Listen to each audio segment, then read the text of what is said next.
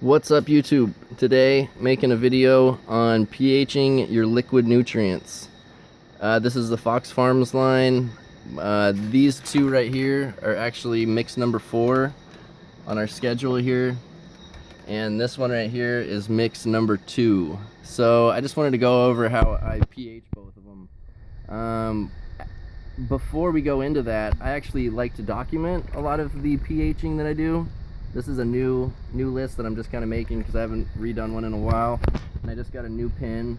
It's always a good idea to write down the pH, or how much pH up or pH down you put inside of your 1 gallon jugs here, because this pin over time is going to crap out on you and it's not going to be very reliable at all. So it's a good idea to already know how much you're going to be putting in and stay consistent with everything you're doing. Like the water you use, even. I use RO water, so the parts per million doesn't really matter too much for me as long as I follow this guideline that they made here. As you can see, they have the ppms up here at the top, but like I said, I mean, mine's well below that for the most part, so I don't really worry about that. However, I do like to document the pH, how much I put in. If you're not doing cuttings, you're basically just going to be adding pH up. If you're doing like the cuttings and seedlings right here, or you're doing week 1 or week 2, you're probably going to be using a little bit of pH down, like so. However, like I said, we're just going to be mainly using pH up because this is for flowering and vegetation, basically. So yeah, as you can see, I've already got mix 3 here. It's 2 tablespoons for mix 3 on our schedule. So that'll give you an idea of what we're going to do here. I need to add in a mix number 2 because on average I just kind of, to tell you the truth, use like the micronutrient 6 teaspoons blend, and then I just kind of take that until I go to mix 3. However, this time I'm going to go ahead and add in mix 2, which is what we have in this bottle right here. So to start out, I already added 1 tablespoon because I stuck our pH pin in there and it came up to about 5.7, which is pretty low. We're shooting for like 6.8, and this is kind of a light blend, I would say, of a pH up. It doesn't have too much of an influence on what we're mixing here, so you could add a few tablespoons and it's not going to affect it like over one notch, over 1 mark, so it won't jump from 6 to 7. So yeah, we're gonna go ahead and try it out. We're gonna just put this in here. This is mix number 4. I just added 1 tablespoon, and like I said before, it was at around 5.7. So we turn on our nice little pH pin that lasts not long at all, and then what I'm gonna do is just kind of squeeze this. I'll use my foot. Squeeze this bottle together to kind of get it to the top, get the liquids to the top here. So we're at around 6.1. So we're gonna go ahead and throw in another. We're gonna throw in another tablespoon for mix number 4 here. So it might be somewhere around 2 tablespoons total that we'll put into mix 4. This is mix number 2. I've already added, like I said, 1 tablespoon of pH up to this. What I like to do is just hit it with hit the bottom of the pH meter here every time with a spray of water, just to clean it out so I'm not mixing a flowering blend with a vegetative blend. I'm gonna do that real quick and I'll be right back. Alright, so we cleaned it off. It's reading around neutral right now at 7. Let me go ahead and put that in there and give it a little kick here, see what we got. So we're at around 6.3, which some might say is okay. I run mine about 6.6, 6.7 or so. So this would work for some, but I'm going to give it maybe another teaspoon. So this one's probably going to take 4 teaspoons, which is mix number 2. So 4 teaspoons of pH up with my mix. Obviously, if you're using your own mix of pH up, this is not going to be relevant. You're still going to have to use your pH pin and go through the same steps that I'm going through, just to be certain that you don't give nutrient lockout or anything like that to your plants. variety of different bad news can come from not having the correct pH. I mean, the pH essentially allows access to different elements that these liquid nutrients provide. So phosphorus is going to be reached probably around like 6.7, I think, pH. I can't remember exactly off the top of my head. Let's see, nitrogen's going to be, you know, around like 6.5 or something like that. So you kind of want to find a median between all those, the micronutrients and the main nutrients that you're giving it here. The NPK, you're going to want to just find a very good ratio for that. Okay, I'm kind of getting off topic here. So what I'm going to do now is make a chart here. Actually, you know what? We're going to add that teaspoon into that, and we're going to add another tablespoon into both of these, and we're going to see what we come up with. But I am going to mark down that I think it's 4 for mix 2.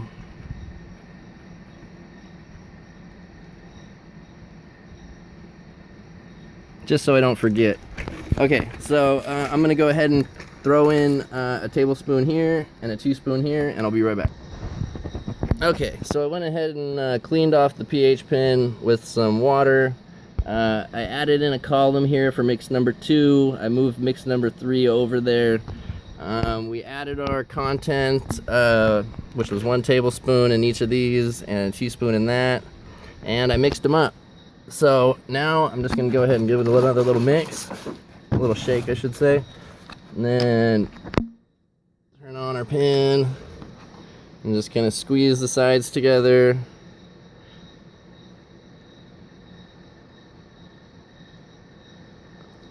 Looking pretty good. Hopefully it'll stop soon.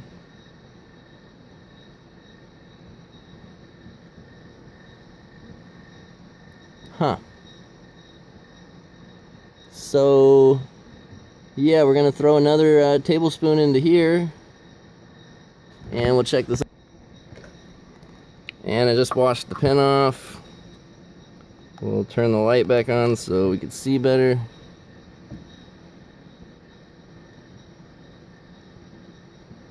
Oh man, it did very little. Okay, so this one's probably going to need 2 tablespoons total for mix number 2. Yeah, so we'll go ahead and add another 2 tablespoons into here and another 1 tablespoon into here. We'll get this in a second here. This is just what you got to do. Remember, you only have to do this once so you have everything gold, and if your pen ever craps out on you, you already have it all written down, so you don't have to worry about ordering a pen to water your plants, you know. And pH is pretty important. So I'm gonna go ahead and wash this off again, and we're gonna add those and be right back.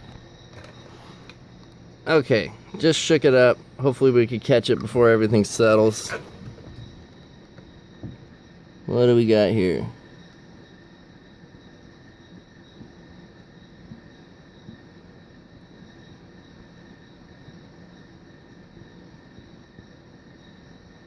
Man, oh man. So we got 6.6 about. Man. Alright, so we're just going to say 2 tablespoons because you don't really want to add. I mean, depends. We're just going to go with that for mix number 2 because really we never use mix number, or I barely ever use mix number 2. And I mean, that'll be fine, I'm sure. We'll go with that. Micronutrients are there for it. That's good. These guys, let's see. I'm going to shake it. We'll check the other one this time. It's good to make sure you check all the bottles, all the 1 gallons to make sure. I'm just kind of speeding it through because of the video, but let's see. So this one we got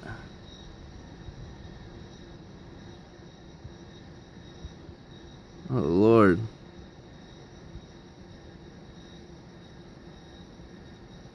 I mean,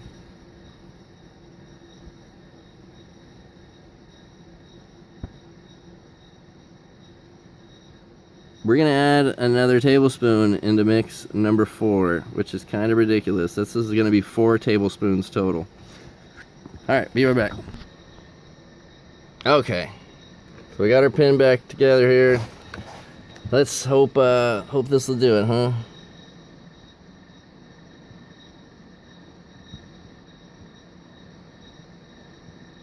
About 6.5.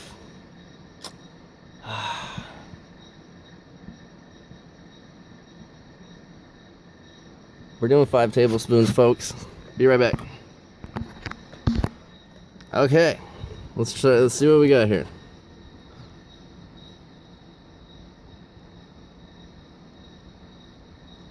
This is 5 tablespoons, about 6.6. We're gonna go with it. So, not sure if it is this being very old. I mean, it's gone, and I just kind of scraped the crumbs that were in there, and they were kind of moist. So I mean, I don't know if this is what is making the pH so crazy on these. I don't recall ever adding that much of the pH up my mix that I've maintained for so many years. I don't remember ever adding that many tablespoons. It could be that the pH up is a little bit old too. I don't know. I mean, it loses a little bit of its integrity, I believe, over time. It could be a number of things. Might have to do this over again sometime. Luckily, mix 4 with the open sesame here is a little different, you know, than most, because you got the kangaroos, which lowers the pH. You have the open sesame, which lowers the pH a lot, and I mean, you need a lot of influence to get through that with the pH up. So yeah, I mean, that's what we're gonna say for this time. That's how we go about it. And you know what? I would almost say I'd throw the ppm meter on it, but I'm sure, I mean, this is a light mix. If it ends up that I do need to put about 5 tablespoons of this inside of here every time, then I'm just gonna put more baking soda inside of this and make it a stronger mix. So yeah, I hope this helps. That's just a quick video on how I pH my mix, and why it's a good idea to kind of keep track of document your grows and how much pH you're actually throwing into these bottles every time. So yeah, like and subscribe. Hope this helps. Take it easy, guys.